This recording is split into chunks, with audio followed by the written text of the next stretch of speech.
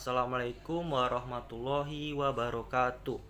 Di sini saya Arda Citer dengan NPM 1951010281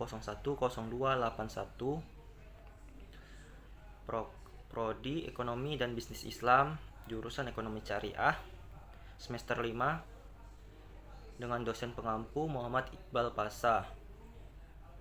Di video ini saya akan membahas tentang apa saja yang telah disampaikan oleh setiap pertemuan.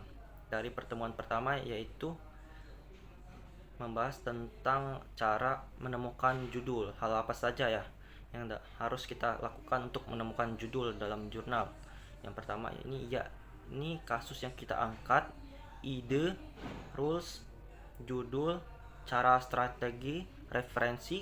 Ketika kita menulis jurnal yang kita tuju, sebagai rujukan adalah abstrak pendahuluan. Contoh untuk menulisannya yakni yang pertama, teori perilaku konsumsi menurut Pasha orang luar negeri.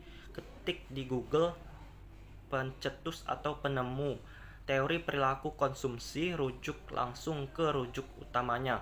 Ketika dokumen terkunci, maka dapat langsung ke rujukan yakni SCI strip hub titik se copy doi-nya paste ke link tersebut. Untuk mencarinya yakni pertama, webinar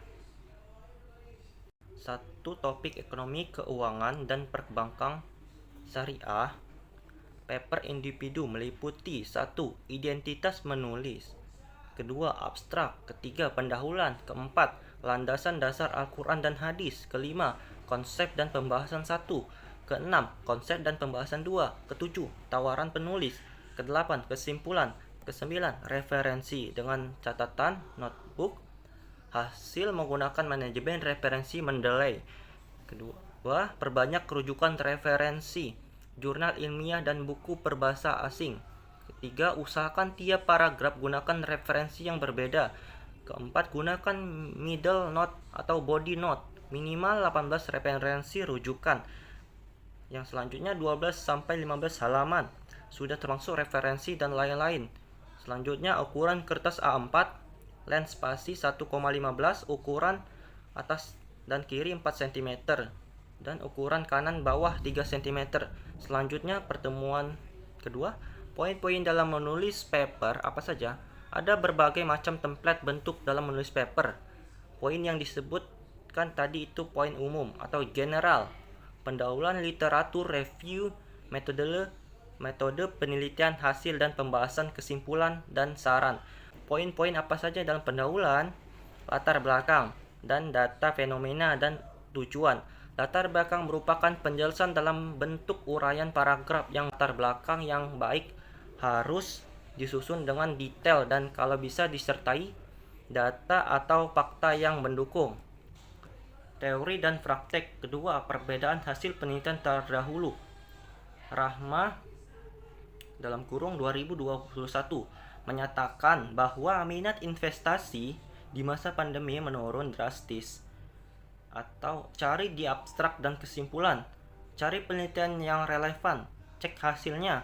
Berbeda dengan penelitian sebelumnya, Kurniawan 2021 menyatakan bahwa pada masa pandemi disitulah saatnya investor sejati menanamkan modal di saham yang berpotensi berkembang dan harga saham pada turun. Pakailah aplikasi Al-Quran Inward, konsep dan pembahasan literatur review, kajian teoritis, judul etika perilaku kerja Islamik, teori dan praktek. 1. Konsep etika dan bisnis Islam. Kedua, etika perilaku kerja Islami, kajian teoritis. Selanjutnya, tawaran is implementasi ketika perilaku kerja Islami, cara menemukan judul yang spesifik. X1 pertumbuhan ekonomi, X2 kesejahteraan, Y indeks pembangunan manusia. Tadi belum ada yang meneliti kesejahteraan dan indeks pembangunan manusia. X-nya ada 3, Y-nya 1.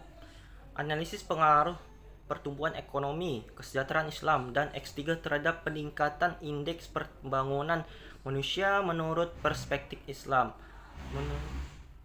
Selanjutnya pilih metode penelitian kuantitatif atau kualitatif.